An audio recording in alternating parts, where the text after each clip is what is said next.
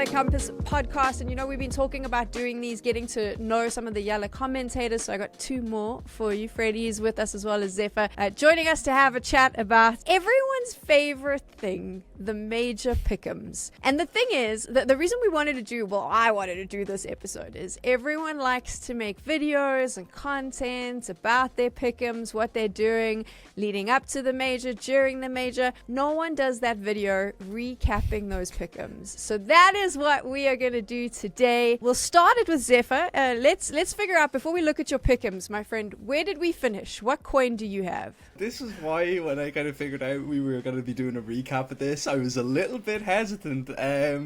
Yeah, basically I got a silver coin. I'm not going to shy away from it. Yeah, it went so wrong in stage 2 and 3, and then I just gave up in playoffs and just threw a Hail Mary and kind of hope for the best. But yeah, look, pick'ems have not been my friend over the last couple of years. To be fair, I think most people had a bit of a rough time with this particular major and their pick'ems. I'm going to jump in now. I got a gold coin, but only because playoffs saved my ass. That's where we're at. If it wasn't for playoffs, I think I would have had a silver coin with you. I do want to talk about Freddie, though.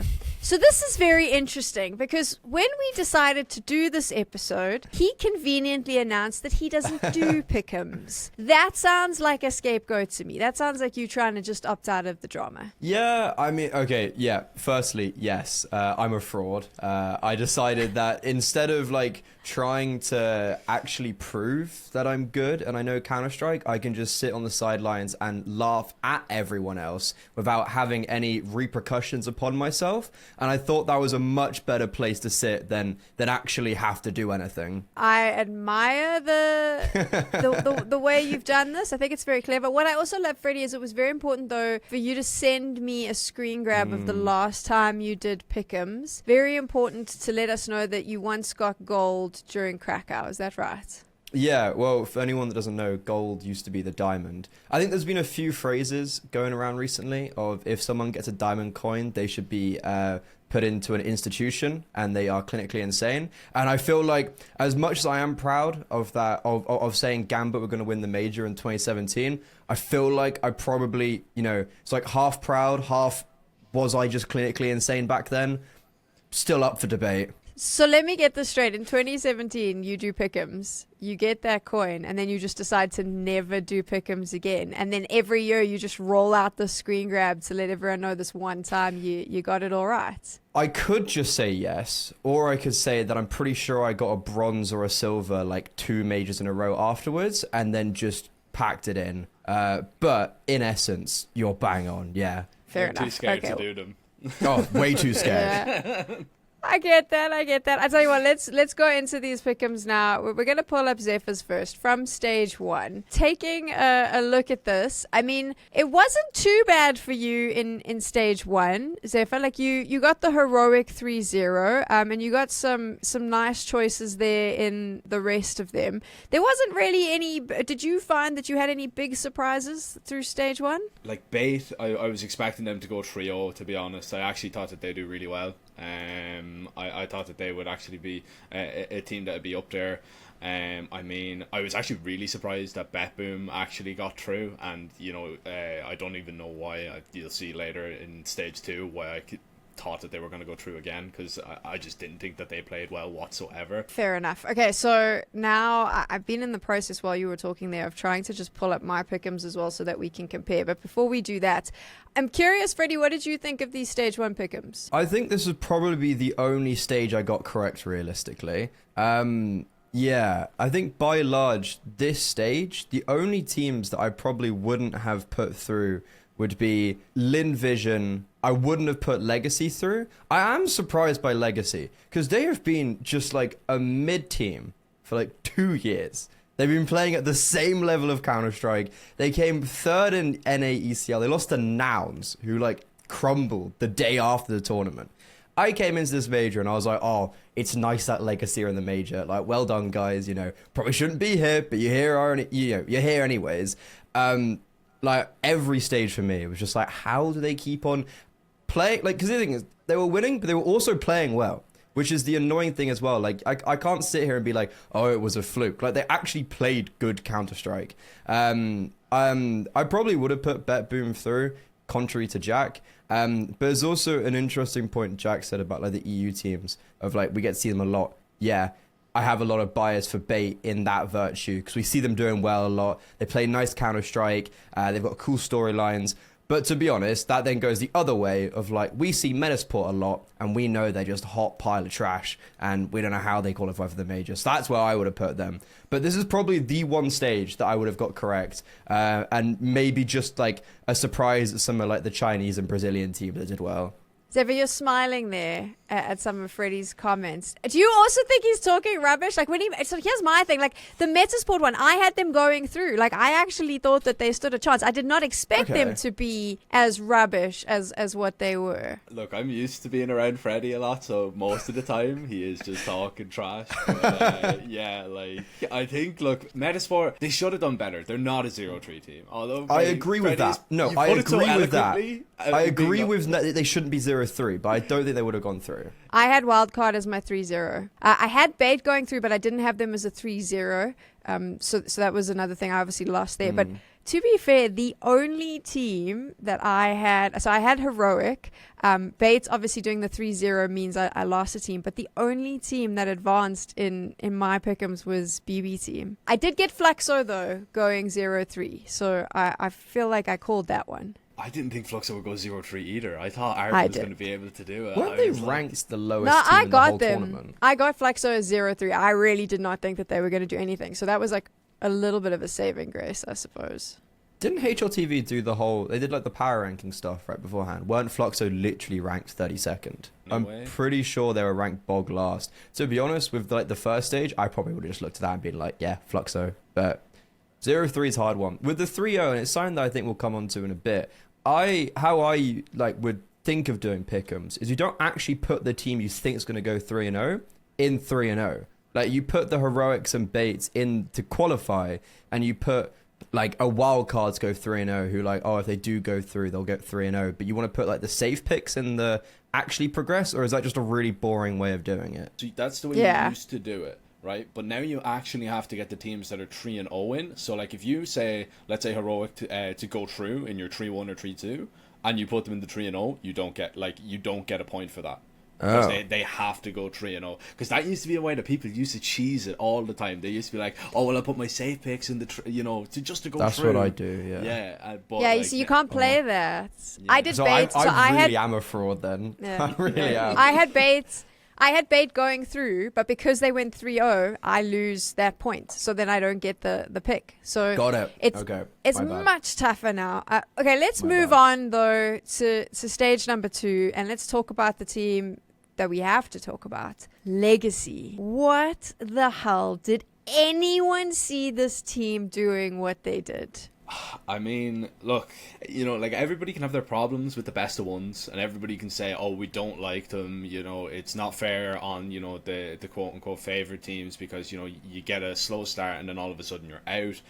But it gave us one of the best kind of Cinderella stories of the major. Like, I don't think I was as happy and as excited watching any other game in the major, maybe bar, like some of the playoff games, than I was watching Legacy, especially in that phase game. Like, that phase game in that best of 3 was just unbelievable to watch, just thinking there's actually no way they could actually do it. They could actually beat FaZe, go 3-0, this team that took Bestia's spot, didn't actually even qualify, and now are going into stage 3 undefeated in stage 2. It's ridiculous. By large, I think for me personally this year, I haven't actually enjoyed watching Counter-Strike as much as I have for the past 8 years. It's been like something that's just something that's, it's a brutal truth.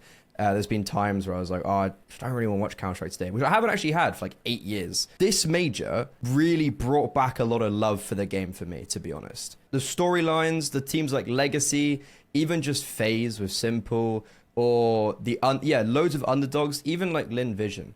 Normally, I probably wouldn't care about Lin Vision, but it was Emilio just standing up every round. And it was like, oh, it's actually exciting. There was really good content produced around the major as well by all the outlets, I think really added value. But just the enjoyment factor as well. Legacy and a lot of the other teams also really brought that, which I know isn't what we're necessarily talking about in the video, but it was just something that I thought I'd add on to Jack's point there. I think we can definitely talk about it. I mean, that's the whole point, right? We can look at these pickups, but it is the stories that come out of them. So I don't think there were many people that had Legacy going 3-0 in stage 2. This was a team that hadn't even technically qualified to be here. Yeah. I think that's like the real like mind bender. There is another team in stage 2 though that we have to focus on, because I had them 3-0. I don't know what to say, boys. Falcons. What the hell happened there? That's what happens when Manesi goes missing for the first half of the event. Like, you know, they come in, Manesi wasn't there for the first couple of best of ones. You know, you're thinking, all right, Bait played a good game against them on Ancient. You know, the stars weren't performing. All of a sudden, they go up against Lin Vision. This is coming back to the point I'm going to harp on about the best of one situation. I don't care. You should not be losing a best of one to Lin Vision. And I know it does, you know, help the underdogs. If you're Falcons, if you've made all these big money signings, if you've got Nico, you've got Manesi, you cannot be losing to a team like Lin Vision. It just can't happen. It just cannot happen. It goes against every kind of, you know, logical conclusion you can come to in Counter-Strike. Like, Falcons were, you know, making deep runs in playoffs and tier 1 events, and then all of a sudden they can't win a nuke against a team, like a Chinese team that isn't even, you know, the best Chinese team. Like, what are we really talking about here? And then I think, you know, that slow start just really affected them kind of going through. And to be honest, deservedly went out against MIBR, which, might I mention, another unbelievable series. I mean, well, because even like we look at those games, like specifically that Bait one, because I think it's interesting, because it's like Bait would be like what some of these guys used to play with Monacy back in the day, right? And Bait just looked objectively better. Like, the whole game as well. It was, I think the only worry I had when watching that game was like, oh, are Bait going to throw it away? Like, I think they were 10-5 up or something like that. It's like, oh, are they going to throw away this lead? Which is something that you kind of expect from a team of like a tier 2 caliber against something like Falcons. But no, they were just better. And it was kind of crazy. And I think a lot of people have different takes on this. And I know Striker specifically came out quite viscerally attacking the kind of coaching staff and also the wider staff of Falcons, but it is undeniable and it is very perplexing watching Falcons play in a group stage in a studio environment and actively seeing every single one of their mentals just blow up. And like, I understand it's a major, and I think people, and I know Nico has said very actively, like majors affect me more, and I think players would agree, but it's kind of crazy how much it did, and I think that was so actively noticeable. Yeah, I don't really agree with the, you know, coming out and blaming the performance coaches. I don't agree with either. I don't agree with it, because first off, like, obviously your mental, like, they knew that they were playing bad. Like, they knew that it wasn't work, but like, if you look at like the systems and the protocols that they were trying to implement, they just weren't there. So I don't know, is that on Kicksan? Is that on Zonic? Like, you know, the protocols that they actually went into this major with, like, Bait destroyed them on Ancient, like, had every answer for absolutely everything, and they just could not solve the Bait puzzle. Then we're probably a little bit tilted after that game, which kind of, you know, maybe then you can talk about, you know, the kind of performance coach and, you know, the mentality aspect of it going into a game against Lin Vision. All of a sudden it starts not going well, you know, Manesi doesn't start as hot, he's not fragging out absolutely everybody, so then it kind of transpires into like a bigger mess. But Falcons, like, if we're just breaking it down of just the fundamentals of Counter-Strike, just simply did not play decent enough CS to beat, you know, what we're going to call them top of tier 2 teams. I think what you've just said is bang on the money. Also, we can have the format debate as much as we want. I agree. I'd love to get rid of best of ones, but they are best of ones. That is what you are coming to the major to play. You know you have to do that. You've got one map to make it happen. There are so many things, though, that people have spoken about. So you mentioned the performance coach thing, and there is a bunch of other elements. What do you think has gone wrong with Falcons, or do you think there's just too many different things to kind of mention? I have one thing that I think is the most glaring to me personally. And this is also something that I think is very subjective on how you would imagine a team being formatted. And it was something that my kind of theory was then confirmed by Dupree, who was talking about on the desk, because he obviously has very first-hand evidence of it. But he was saying how, like, you come into events and you know you're being replaced. There is no team culture in Falcons. Like, it's very much like sink or swim, and every man for himself, I think, in some... If you're not a Nico or a Monacy. The other three, it's definitely, I think, like it doesn't even matter if you perform very well, because Dexter won an event, but then Monacy's already doing a media day during that event. And people coming into this event, there's, you start hear rumblings of like, Kaisuke is being like offered by Falcons. There's just no team environment in Falcons. There probably obviously is. Like, I think Zonic has been praised, not maybe as a tactician, but he has been praised as a personable human, and he's very good at bringing people together. I think that's something that he's been given a lot of credit by previous teammates. But it's that whole culture in Falcons that I just think is like kind of so anti what I would consider a good team culture. And I think that really must affect the players and their performances. I mean, it affected them a little bit. I will say Magix did have some like good moments. Probably play the best. Like he did do his job in a lot of situations. Obviously, like, he's got his own problems, and he wasn't the perfect anchor in a lot of situations either. I think it was just maybe a combination of that, of it not starting too well. I think maybe Kicksan had a couple of poor performances, but what I will say is, and I kind of come to his defense, if you kind of look back at that Inferno against MIBR, it was Kicksan that was keeping them in the game with those calls. Like, just to get it even that close in OT, Kicksan was making some stellar reads on that T side to actually keep them in it. So I'll give credit where credit's due there, but it just did feel like, honestly, it was a dead team. It was going nowhere. Tessus didn't kind of live up to the hype of what the numbers that he was putting up earlier on in the year as well. He kind of definitely did underperform, but again, does that tie into the fact of, does Tessus know that Kaisuke is already coming in? Does Tessus know that now his roles are going to be changing a little bit in the team? How is that affecting him? Maybe he's thinking, like, I'm being replaced out of a lot of the roles that I've been doing so well in this year for Falcons, that we've been having, these deep runs of tournaments. I've been one of the best players for Falcons all year, and now I'm going to have to go back into these, worse positions where it's going to be harder for me to adapt and to let a new guy kind of come in and take the reins. So, I just wondered, did that kind of weigh in on it, all that much? But look, I think, we can harp on about it as much as we like. Down to the bare bones of it, the big stars, especially in the best of ones, just didn't do their job. And unfortunately, when you get paid the salaries you get paid on Falcons, not doing your job is not good enough. More than I make in a year, in a month. Yeah.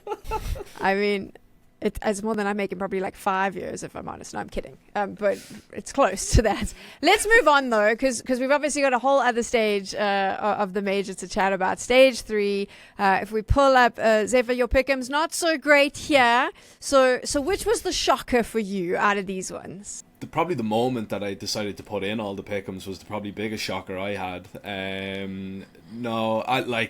Look, I don't know what went on here, to be honest. It was like an absolute just clown fiesta from me. I think like Spirit going through trio, like that was probably going to happen. I think the biggest surprise obviously was Vitality. I think I have Vitality in my 3-0. Them getting beat by Legacy straight away was very surprising, but I actually think that was probably the best thing that could have happened to Vitality. Yeah, I know hindsight's 2020 and it's very easy to say now, but it did take a lot of pressure off them. So although it was a shock, I wouldn't be surprised if, that was kind of the thought process kind of going into that game. It's just like, all right, if the streak ends here, so be it. We know that we're still the best team in the event. They got through anyway. Didn't really matter. I was a little bit disappointed to be honest, with Namiga. I did have them going 0-3, but I was, it was kind of just, I had nobody else to pick in that situation. I thought Namiga could do a little bit better because I was actually impressed with, especially Zwei. I think Zwei was incredible in stage 2, but against this level of opponent, it was tough. Liquid though. Did you see that though? Because for me, Liquid was one of the shocks. Like, I did not see Liquid going 0-3 at all. I didn't see it either. I thought they'd do well. I'm a big backer of Shuey. I always have been. And I thought, they'd kind of come in and, do the business.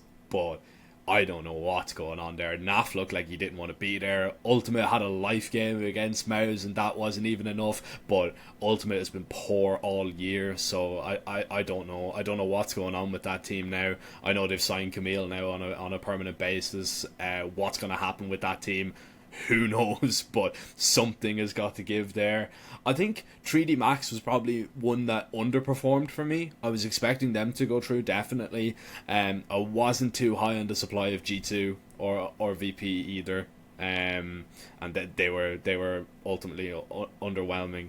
But I don't know. I think the major disappointment probably for me was definitely that Liquid team. I was expecting a whole lot more. Aurora though?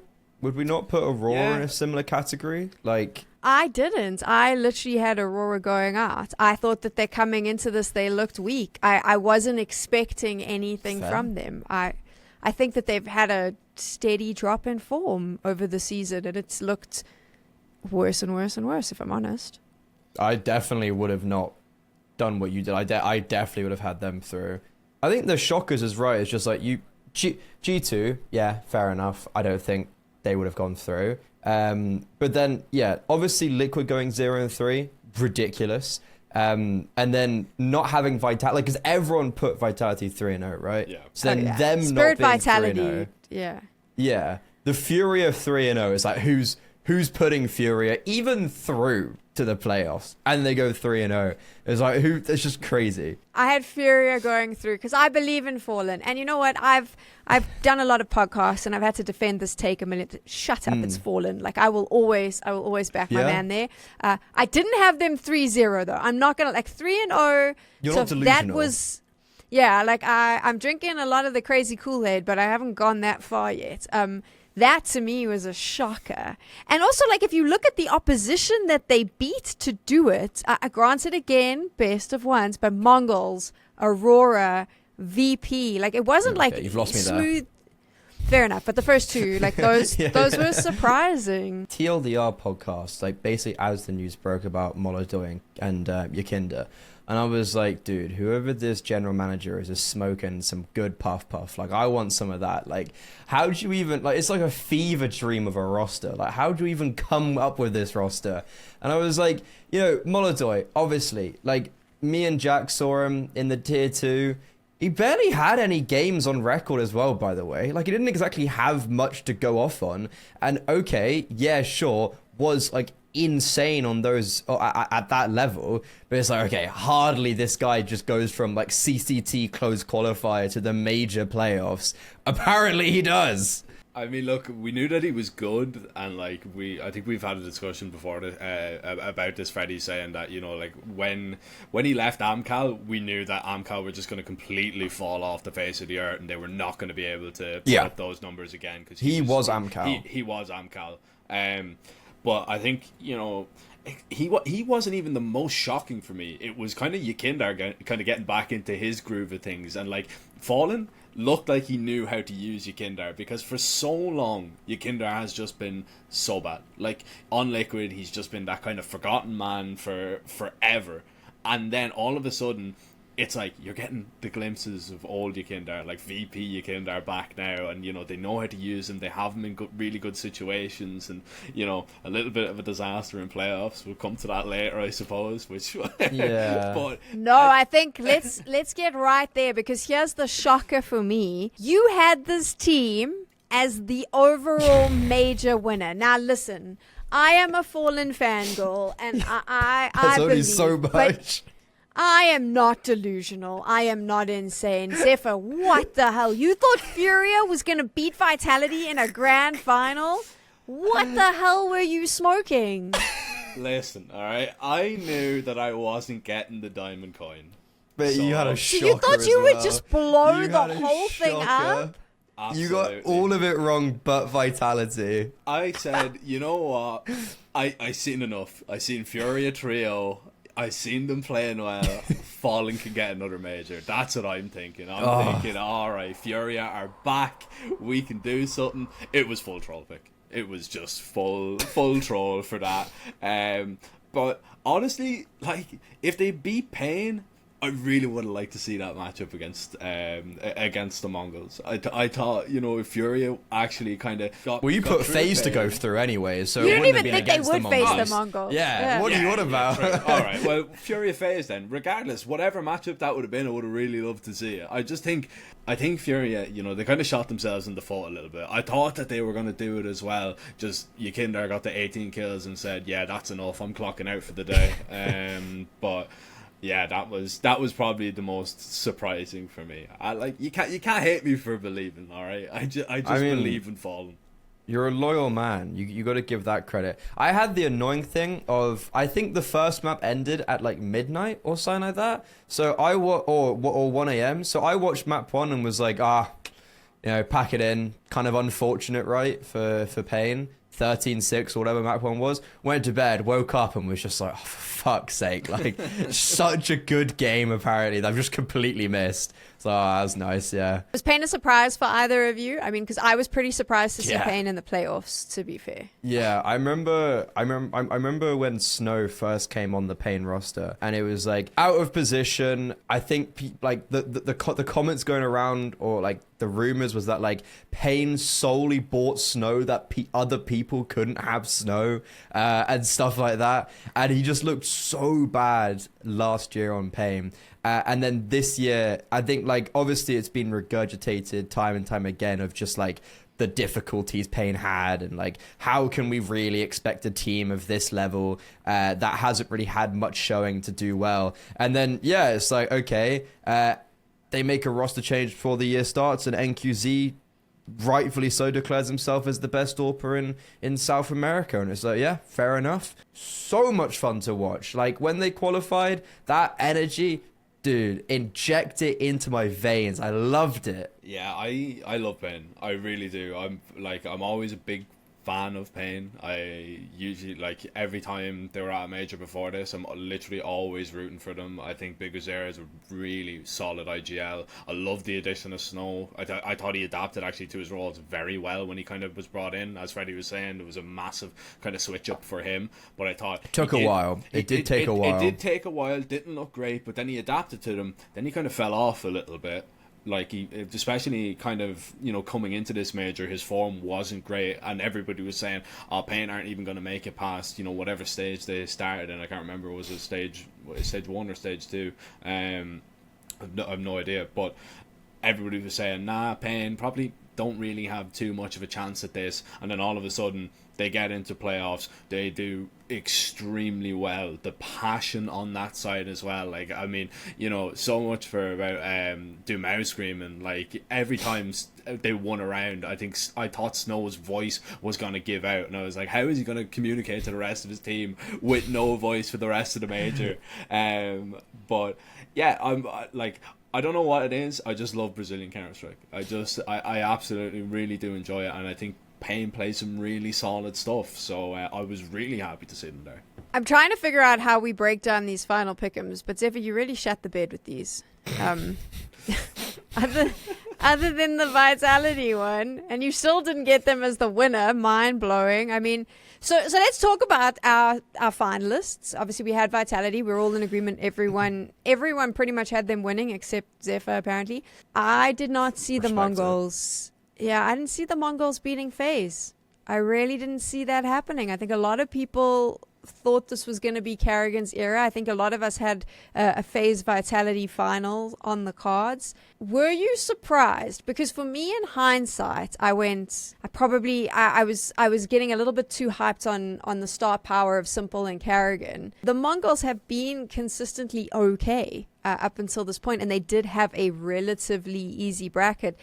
Should we have been a little less shocked that they were able to make it through? I'm honestly, like, the same as you, Sam. Of just like, I think they're just like okay. I really have struggled to figure out my thoughts on Mongols properly, because to me they're just a okay team with and they're inconsistent. And then I watched them in the finals and I'm like, oh my god, map one, like they just like, this is amazing. But then so many other times I'm just like, they're just such a team. I know that's amazing analysis, by the way, but like, it's just, that's my thought process. Can I defend you? Because I'm kind of in agreement. Here's the thing. I think that they had the easier side of the brackets. I think that they played a phase where Simple didn't show up. He had his worst game, I would say, of like CS2 probably. Never mind his worst game at the major. I mean, that was hectic. Then they go up against Pain, who I do think the Mongols and Pain, Mongols is a better team in that regard. But I do think if this had been different, if the Mongols had to face off against Mouse or even a Na'Vi with Blade, instead of a FaZe, instead of a Pain, I don't think they make it through to the grand finals. Sorry, Mongols fans. Mouse definitely, like 100%. I think Na'Vi could beat them, to be fair. I'm not convinced on Na'Vi. I think they've also had just such like a rocky season. But Jack, I've seen you like winding up. You're like the steam's about to come out your ears. Yeah, I mean, like, I was just trying to think what's the best way to put it. Like, if you're describing the Mongols as okay, like, what's just a little bit under okay? Like, do you know when somebody says I'm fine? Aurora. Yeah. Do you know when somebody says I'm fine and they're not really fine? You got that one in. Like, yeah. That's the way I describe FaZe, because I honestly think FaZe were worse. I just like, everybody was so high on the supply of Simple, and I get it. You know, Simple coming back, he hit some nice shots, he was playing well, and everybody was thinking, all right, you know, FaZe, you know, they might go, they might do it. For the whole event, was just not blown away by them, and I thought they were That's fair. average. I really did. I didn't think they were all that, and like, for the amount of hype that was around Simple, I was expecting him to do insane numbers. And then, as you were saying, in a game against Mongols, in one of the big games, where is he? You know, like, he doesn't show up, he doesn't deliver. What, they come into that game and just, it was just meh. Like, I don't know, I wasn't blown away by them. I was never sold on them whatsoever, and I don't know what it is. I don't know what it is about them. I think maybe more time with Simple, and it will be a little bit better, but you can still see that they were, I suppose, a very new team, so I don't want to be kind of too critical about it.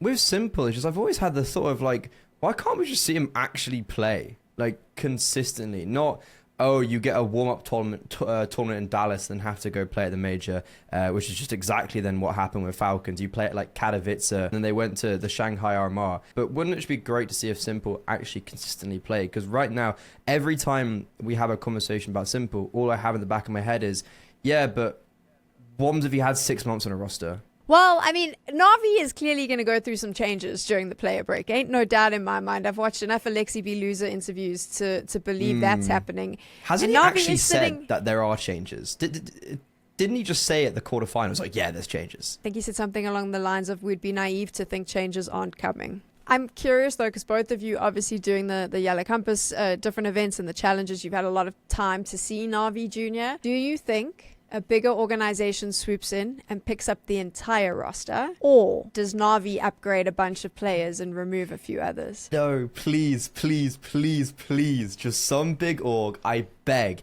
And also, what they need to do is they need to have keep Cooley as a coach, because apparently he's class. Keep him. Get a very like good support staff, because look, they're like 17 years old. You know, let's not lie to ourselves. They're going to do stuff. They're probably going to need support staff. But I beg that they actually stick as a team, because what makes them so good, and I think everyone who watched them will agree, is that sure, the individuals are fantastic, but when you watch them, they're so drilled. Like, as a five, they actually look amazing team-wise. And oh my god, I think it would be such a shame to actually see this team get picked apart. But then realistically, how are we actually, you know, who's going to have the money to do that? But I think I was doing the final they just won recently, or the semis, like the other day, and I think I said, I was like, I don't know anything, and I don't, because who does about this type of stuff, but I am for certain that final that they just played the other day where they won, 100% the last time that five staying together. This team has picked apart the five, the Counter-Strike that they've been playing, like, for an academy team. It's given, like, Mez NXT vibes from back in the day when it was Shuey and Torsey and everybody else. Like, that's the vibe I get from them. I think this team's better than that. This team's better than that for sure. We'll have to wait for the player break because obviously the Vitality era has definitely made teams rethink a lot of their structures. There's going to be a lot of changes coming, and hopefully with those changes, Zerphyr's pick'ems will be a little bit better at the next major. I'll do him next major. You have my word. I'll do him next major. I'll actually do him just for you guys. Freddie definitely found a way to make sure he didn't get roasted the entire episode. So good job, Zerpherr, on taking all of that flack. We will be back for another episode really soon. What I'd love, though, is if you enjoyed this, let us know in the comments. Make sure you share it. And, of course, make sure you're following Yellow Compass so you don't miss any of the action, which is coming up soon.